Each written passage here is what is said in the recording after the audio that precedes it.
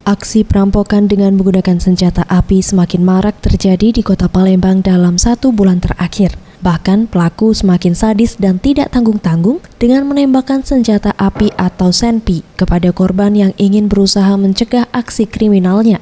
Maraknya kasus penembakan ini membuat warga semakin resah dan was-was.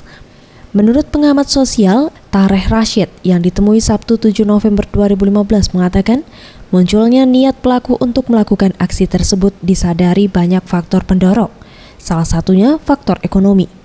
Aksi yang dilakukan pelaku pasti membutuhkan uang untuk kebutuhan sehari-hari. Namun, tidak sedikit pelaku yang merupakan anak-anak di bawah usia 18 tahun. Ia juga menambahkan, faktor pendidikan secara internal dan eksternal juga mempengaruhi karakter seseorang untuk bertindak kriminal.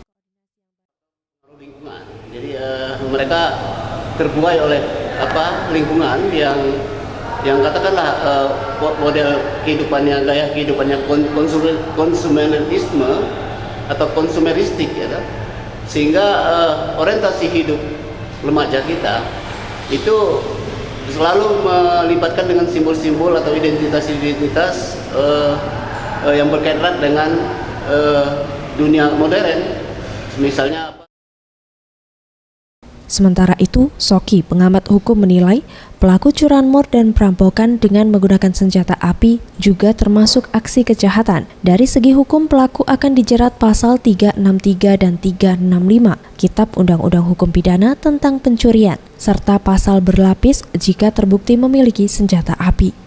Untuk hukuman sendiri, jika pelaku masih dalam kategori anak-anak, hukuman yang diputuskan pengadilan hanya setengah dari masa hukuman.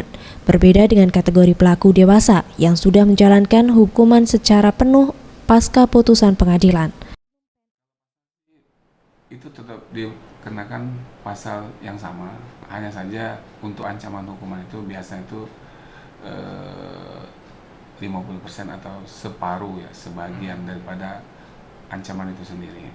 Kalau dibandingkan dengan yang dewasa seperti apa, Pak? Ya, misal dari pasal 365 atau begal segala macam itu dengan ancaman misalnya ada yang pencurian yang sampai 7 tahun, yaitu berarti sebagian daripada 7 tahun.